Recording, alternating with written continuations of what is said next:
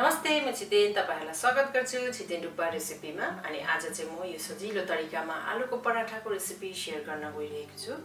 मलाई आशा छ तपाईहरुलाई अवश्य नै मन पर्छ होला भनेर। रेसिपी मन परे साथी फ्यामिलीहरुसँग शेयर गरेर भिडियोलाई लाइक गर्नु चाहिँ नबिर्सिदिनुस् है। ल है त सुरु गरौँ यो सजिलो आलु पराठा बनाउन। र यो रेसिपीको लागि चाहिँ मैले यहाँनिर 3 कप मेजरिङ कपको मैदा अथवा अल पर्पज फ्लावर युज गर्दैछु। तपाईहरुले यसमा गहुँको पिठो पनि युज गर्न सक्नुहुन्छ। पिठोमा राख्दैछु यहाँनिर हाफ टी स्पुन चाहिँ नुन, तपाईहरुको स्वाद अनुसार। नुनलाई पिठोमा राम्रोसँगले मिक्स गर्ने।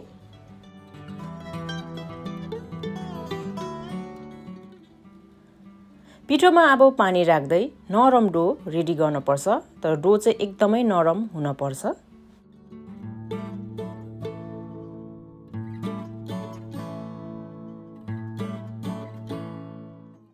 ल हेर्नुस् त डो पनि रेडी भइसकेको छ। मैले एकदमै नरम डो रेडी गरेको छु।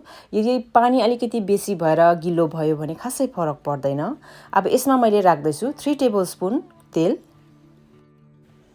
तेल राखिसकेपछि फेरि एकपल्ट राम्रोसँगले यो तेल मज्जाले डोमा मिक्स हुइन्जेलसम्म मुस्नु पर्छ। तेल पनि डोमा राम्रोसँगले मिक्स भइसकेको छ। ल हेर्नुस् त मैले एकदमै राम्रोसँगले मुसेर तेलै नदेख्ने बनाइसकेको छु। र तपाईहरुले तेल नचलाएर घिउ पनि युज गर्न सक्नुहुन्छ यदि घिउ चलाउनु चाहनुहुन्छ भने। र यो डो चाहिँ एकदमै नरम रेडी भएको छ। अब कभर गरेर 20 मिनेटको लागि रेस्ट हुन दिने। स्टफिङ पनि रेडी गरिहालौं। यहाँनिर मैले 4 वटा ठुलो ठुलो आलु उसिनेर अनि ग्रेट गरेर यहाँ रेडी गरेको छु। आजभोलि सबैको घरमा यस्तो ग्रेटर हुन्छ। यो ग्रेटरले ग्रेट गरेको आलु हो। यदि छैन भने तपाईहरुले एकदमै डल्ला नबस्ने गरेर म्याश पनि गर्न सक्नुहुन्छ। आलुमा राख्दैछु 1 टीस्पुन नुन अथवा तपाईहरुको स्वाद अनुसार, 1 टीस्पुन भुटेको जिरा पाउडर, 1 टीस्पुन धुलो खोर्सानी, यो चाहिँ अप्सनल, नराख्दा पनि हुन्छ यदि तपाईहरु राख्न चाहनुहुन्न भने, थोरै गरम मसला, 1 टीस्पुन ग्रेट गरेको अदुवा अथवा तपाईहरुले पेस्ट पनि राख्न सक्नुहुन्छ, 1 टेबलस्पुन एकदमै मसिनो गरेर काटेको धनियाको पात, 1 टीस्पुन चाट मसला अनि थोरै हिङ पनि, यो चाहिँ अप्सनल हो, तपाईहरु राख्न चाहनुहुन्न भने नराख्दा पनि हुन्छ। अब यी सबै राखेको सामग्रीहरुलाई एकदमै राम्रोसँगले मिक्स गर्ने। आलुमा स्पुनले गर्नुहोस् अथवा सफा हातले गर्नुहोस्, तपाईहरुले जसरी गर्दा पनि हुन्छ, तर एकदमै राम्रोसँगले मसला चाहिँ आलुमा मिक्स हुन पर्छ। र यहाँनिर चाहिँ पर्फेक्टली आलु मिक्स भइसकेको छ। यदि तपाईहरुले यसरी मिक्स गर्दाखेरि तपाईहरुले म्याश गर्न नसक्नु भएको अथवा ग्रेट गर्न नसक्नु भएको आलुहरु भेट्नु भयो भने तपाईहरुले यति बेला पनि म्याश गर्न सक्नुहुनेछ।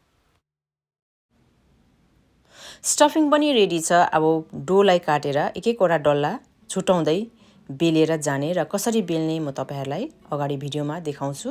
राम्रोसँगले हेर्नुस् है त। सबैभन्दा पहिला मैले यहाँनिर एउटा डल्ला काटे र हातले यसरी नर्मल रोटी रोल गरेको जस्तै रोल गर्दैछु। र हेर्नुस् त कति नरम डो रेडी भएको छ। अब यसमा म थोरै पिठो राख्दैछु। तपाईहरुलाई पिठो चाहिन्छ किनभने एकदमै नरम भएको हुन्छ, त्यही हातमा टालिँदैन यसरी पिठो राख्दाखेरि चाहिँ। र हल्का यसरी प्रेस गर्दै तपाईहरुले बेलेको जस्तै पाराले वरिपरि प्रेस गर्दै चाहिँ ठुलो बनाउनु होला पहिला। र यसलाई प्रेस गर्दाखेरि पनि साइडकोलाई चाहिँ अलिकति थिचेर पातुलो राख्ने अनि यो बीचको भागलाई चाहिँ अलिकति मोटो राख्नु भयो भने एकदमै राम्रो हुन्छ। र अब चाहिँ म यहाँनिर हल्का फेरि बेल्दैछु र साइडमा मात्रै बेल्दैछु, बीचको भाग मैले बेलेको छुइनँ। यो साइडको भागलाई मात्रै बेलेर अलिकति ठुलो आलुको स्टफिङ राख्नु हुने बनाएँ। आलुको स्टफिङ मैले यत्रो रोटीमा 1.5 टेबलस्पुन राख्दैछु। तपाईहरुले यसरी अन्दाज गरेर राख्नु होला, तर धेरै बेसी स्टफिङ पनि राख्नु हुँदैन। बेसी स्टफिङ भयो भने पराठा फुर्छ। र अब सबै यसरी मोमो र्याप गरेको जस्तै बटारेर मैले यहाँनिर हातमा कसरी गर्दैछु राम्रोसँगले हेरेर तपाईहरुले फलो गर्न सक्नुहुनेछ।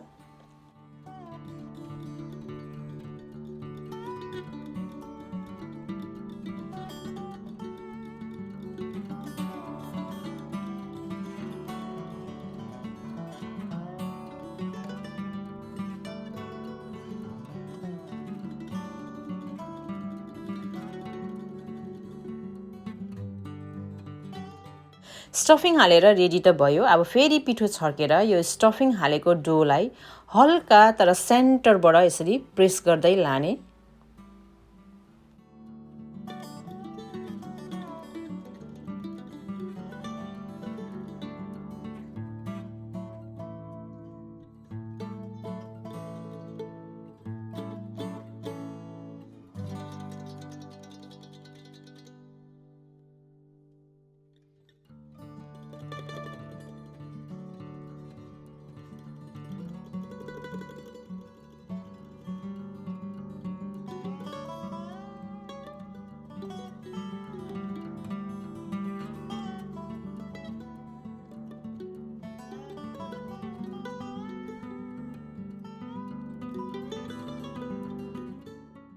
राम्रोसँगले आलु पनि स्प्रेड भइसकेको छ।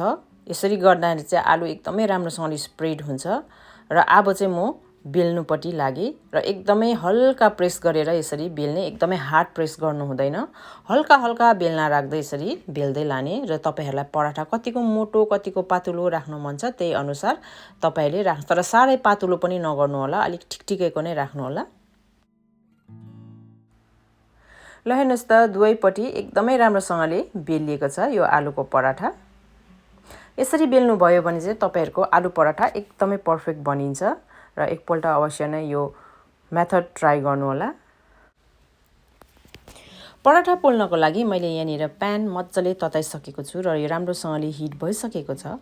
अब यसमा चाहिँ म तेल राख्दैछु। तपाईहरुले घिउ पनि युज गर्न सक्नुहुन्छ। मैले तेल चाहिँ ब्रसले युज गर्दैछु, तपाईले स्पुनले पनि राख्नु सक्नुहुनेछ। मैले चाहिँ यहाँ थोरै तेल युज गर्दैछु, त्यही भएर यो ब्रसले लगाएको। ब्रसले लगाउँदा चाहिँ यसरी कम्ती मात्रामा तेल युज हुन्छ। र अब यो तातो प्यानमाथि मैले यो पराठालाई राखेँ। अब दुवैपट्टि एकदमै राम्रोसँगले पकाउन पर्छ। यसरी पल्टाउँदै तपाईहरुलाई तेल अथवा घिउ लाउनु मन पर्छ, घिउ लगाएर राम्रोसँगले हल्का यसरी प्रेस गर्दै पकाउनु होला।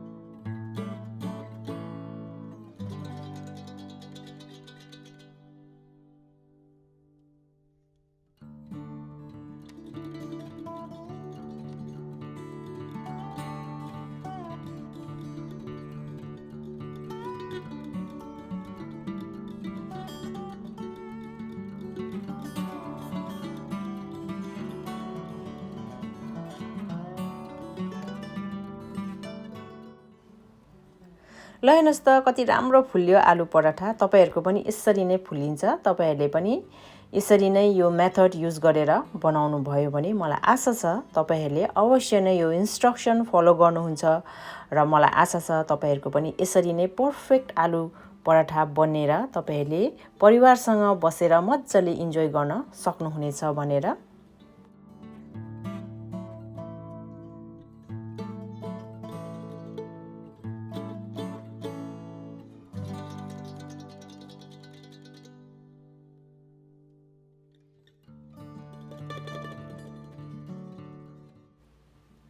अब रहेको पराठाहरूलाई पनि यसरी बनाउनु होला। मलाई आशा छ तपाईहरुलाई अवश्य नै आजको मेरो यो रेसिपी मन पर्यो भनेर। रेसिपी मन परे तपाईहरुको साथी फ्यामिलीहरुसँग शेयर गरेर छितेन डुक्पा रेसिपीलाई सब्स्क्राइब गर्नु चाहिँ नबिर्सिदिनुहोस् है। Thank you, bye bye.